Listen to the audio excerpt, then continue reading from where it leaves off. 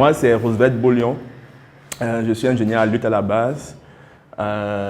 Option agro-environnement. Après, je suis reparti faire un diplôme d'agronomie, production végétale et production durable.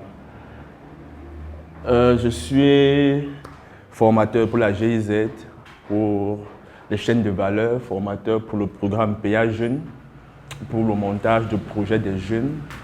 Je suis aussi expert pour la GESCO. GESCO, c'est une ONG française qui œuvre dans l'appui aux établissements pour l'appui aux projets agro-pastoraux pour les jeunes en campagne. Voilà. Et je suis aussi le responsable du CIFRA, qui est le centre d'enseignement, de formation et de recherche en agroécologie au Cameroun. J'ai une plateforme agricole, IFIAC, vous avez pu voir sur la plaque. Et moi-même, je suis administrateur d'une coopérative agricole. Donc, je suis non seulement un formateur dans le sens de son terme, je suis aussi un praticien de l'agriculture, je le fais au quotidien. Nous avons un site de production de poulets, de porcs. On est en train de vouloir lancer 23 hectares de plantains, d'escargots, de pistaches et de papayes. Voilà, nous accompagnons aussi les projets de loi. J'ai accompagné un projet de loi au Cameroun sur la réforme sur le pain. La réforme sur le pain, ce n'est pas encore sorti, j'espère que ça va sortir bientôt. Parce que comme vous savez bien, il y a un plaidoyer qui est fait pour que les farines panifiables locales soient intégrées dans la formulation du pain. Il fallait une étude pour démontrer la capacité du Cameroun à pouvoir fournir suffisamment de matières premières. Donc, cette conférence, qui est la première d'une longue série que nous entreprenons avec Maya Media Agence Créative, avec qui FIAC a presque le même âge. Nous sommes dans une forme de mariage pour grandir ensemble, c'est une forme de content marketing. Content marketing, c'est une technique qui consiste à dire ce qu'on peut faire pour attirer les gens à croire en soi et grandir ensemble. Pour ceux qui suivent un peu les réseaux, c'est un peu ce que Claudette Noubissi a fait pendant près de 5 ans. C'est de former gratuitement et ensuite créer une grande communauté de personnes avec qui il a donc fait aujourd'hui. C'est qu'on peut voir des startups académiques. Donc, la même stratégie qu'on a, c'est de se dire que le monde agro-pastoral constitue aujourd'hui une opportunité et alors une très grande opportunité pour les jeunes que nous sommes en Afrique. Autant mieux qu'on se mette au même niveau d'information, au même niveau de formation et qu'on est ensemble pour cibler des marchés concurrentiels qui sont à notre portée. Pendant toute... c'est un dialogue, ça ne sera pas un monologue. Pendant tout le dialogue que nous aurons, nous allons principalement nous interroger sur si vous vouliez vous lancer en agro-pastoral, qu'est-ce que vous auriez voulu qu'on vous dise?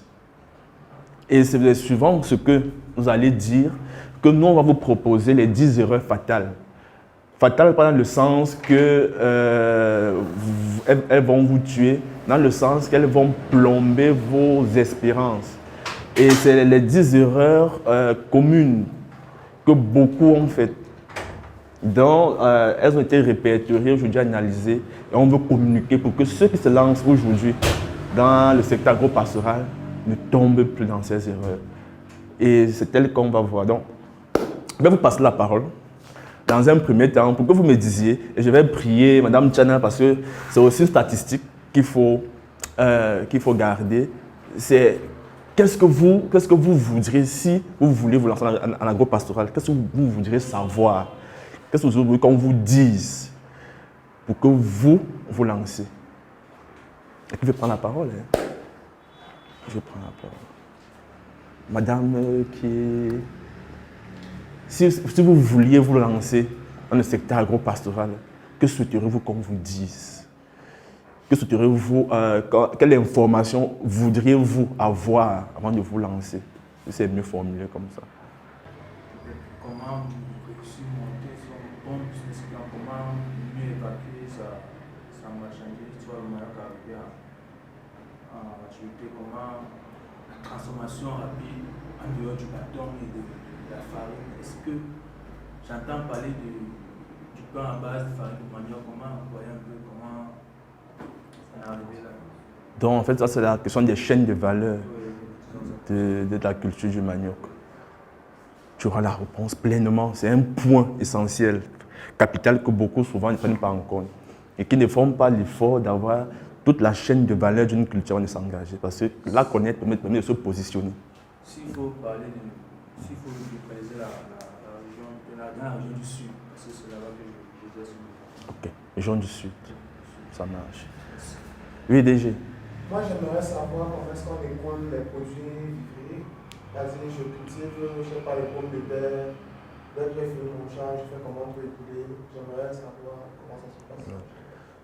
La distribution, la commercialisation des produits du champ. Entre parenthèses, vivrier. Bonjour, bonsoir. Bonsoir. Je suis Serge Christian Domaga et je représente le cabinet Domaga Consulting Group, spécialisé dans la création des entreprises, le business plan, l'étude et le traitement des projets, pour ne citer que cela. Ce que j'aimerais savoir aujourd'hui, c'est, d'après ce que je sais déjà, pour réussir dans ce type d'activité, il faut avoir une bonne capacité de production et une bonne capacité de distribution. Mais avant d'arriver à la distribution, il faut d'abord voir la production. Ce que j'aimerais savoir, comme je disais tantôt, c'est quels sont les indicateurs de succès d'une bonne production. Les indicateurs de succès d'une bonne production. Okay. Madame Aristide. Bon, moi ce que j'aimerais savoir, c'est les différentes cultures non adaptées selon leur saison, ce qui peut rapidement prendre. C'est-à-dire les cultures suivant les saisons. Monsieur. Moi, c'est vrai que Franck a posé exactement la question que je vais poser. Comment distribuer ces produits? produits? Pas ça, c'est de cultiver, parce qu'après ça pourrit au champ parfois. Et à des moments, on est obligé de solder parce que tu cherches même d'investissement. On a eu peut-être 2 cas comme ça. On n'a même pas pu récupérer l'investissement. Sur quelle culture? Manioc. On se rencontrait plus tôt.